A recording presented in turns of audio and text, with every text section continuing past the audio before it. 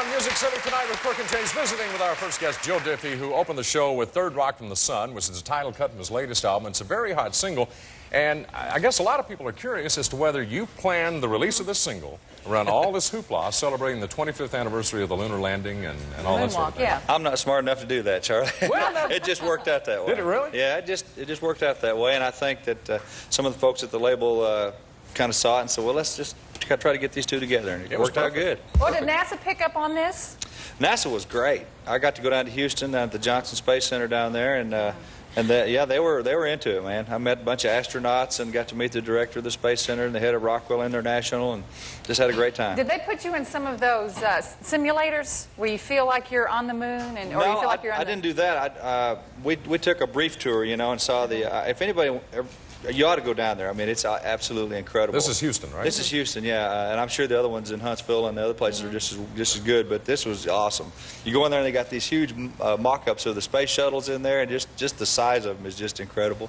You know, I mean, everything about it was just fascinating. Now, you've been a fan of the space program for a number of years, I understand. Sure what do you find the most fascinating about space? Well, I tell you, I guess the fact that these people are brave enough to actually get up on top of a rocket and go up into space, and maybe they come back, maybe they don't. I mean, that's I don't know if I could do that or not. It is fascinating. I got to show you something they gave me here. Is that all right? Sure. Can I show you? What you got?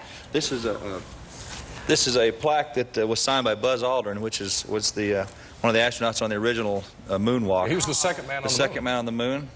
And it's signed by Buzz Aldrin, and I just thought that was really neat, something they gave me. They gave me several plaques, yeah. Oh, that's very impressive. Now, hold it there for a minute if you would. What can you see in the mask? Yeah, I was going to say, in the mask, you can see, if you look up there again, you can see the lunar lander reflection in his mask, along with Neil Armstrong, who's obviously the one who took the picture. Did you know that I found something interesting, that they left, you know, the little lunar rovers that they took up there, that they left 3 of them up there, and because there's no atmosphere up there, they won't rust, so they just take new batteries back up there and use them again in the future, if they ever go back up there. Well, how about that? That was a cool trip, I tell you, and they also gave me several plaques. One has a flag that was flown on the Endeavour and out in space, and just some real neat stuff. If you had the chance to go on the space shuttle, and they've talked about this happening in the future, that a lot of people, citizens, would have a chance to go on the space shuttle, if nothing else, just to go into space, or maybe even to the moon, would you?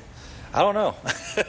I get sick on commuter flights, Charlie. So I don't know if I can stand getting up there and that deal. In fact, they said that's what most of the astronauts complain about is motion sickness, and I don't know if I can handle that or not. I wonder if they still drink Tang on board, do they? I don't know if they do or not. There may be a new drink I don't know. of choice. I don't know if they do. Tell them we asked next time you're down. Okay, I'll tell. Still doing Tang. Charlie wants to know if you're drinking Tang. Yeah, that's it, yeah. Right. Okay, we've been told, it has been written, that this album fully represents you both as a man and as a woman. No. It's a dual album, isn't it? No. That's Joe C.D.C. Well, we could go off on that subject if you'd like. No, as a man and as an artist. Now, what exactly does that mean? Well, I think the album really reflects where I am in my life personally. You know, I'm very happy and doing good, and I also on the musical side, it's just another step, and you know, you got to evolve as an artist, and you really kind of find your footing as an artist as you go through and you play shows for the crowds, and you find out what they like and what radio likes, and then what you like, and you work within those parameters. And this is just another step. Well, does each album have a specific goal for you? Like, we have to accomplish this certain thing with this album?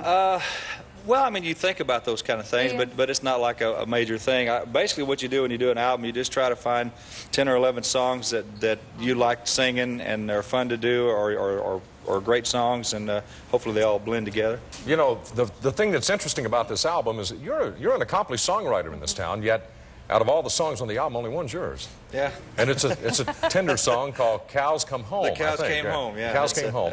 And got mooing on it and everything, man.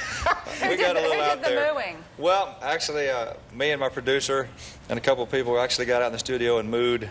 And, were you pretty good at it? Well, I don't know, but... Well, go ahead and give us a moo there, and we'll just determine that right now. You want to hear a moo? Yeah, I'd just like to hear what you put on the record. That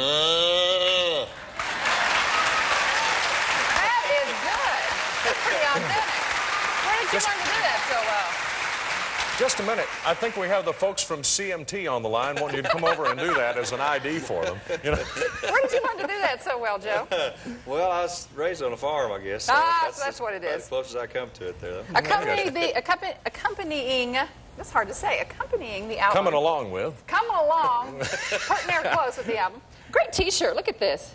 Welcome to Earth, Third Rock from the moon. Sun. The sun. There we yes. go. Okay. All right. I didn't know there was a Jimi Hendrix song out a long time ago called Third Stone from the Sun. I've learned that since I've done this. Well, I didn't know that either. I have no idea what it sounds like. Well, that's a neat. That's kind of. Do you get in on the ideas of your T-shirts and all of your merchandise like this, or do you let somebody else do all that? Sometimes I do. I mean, they actually are ultimately approved by me, but the folks that do it do a great job. Did I notice that your guitar was custom made? Yeah, I'm proud of that. I need to mention that. Gibson Guitars custom made that guitar for me and painted the thing, and that was in the new video, and so I appreciate them doing that. That was real nice of them. That's a nice touch, isn't it? That's a nice touch, yeah. Now, you had that honky-tonk attitude tour, you know, where actually the set was a honky-tonk. Exactly. So what are you going to do with Third Rock from the Sun? Do you have any idea? We haven't figured it out yet. We're still trying to figure out exactly what to do. You know, we're touring so much with this year with Travis Tritt and Leroy Parnell that you know, Travis' set kind of takes precedence. So I think next year, though, when we get off this tour and we start doing our own thing, we'll come up with something really, really cool. Charlie had an idea that he was afraid to tell you about, but I'm going to tell you because I thought it was a pretty good idea. You know, Charlie was afraid to tell me something. Yes, he was. You know, Confederate Railroad had the song "The Trashy Women," and they had the Trashettes. He thought that maybe for your female backup singers, you could have the Moon Bunnies. The Moon Bunnies.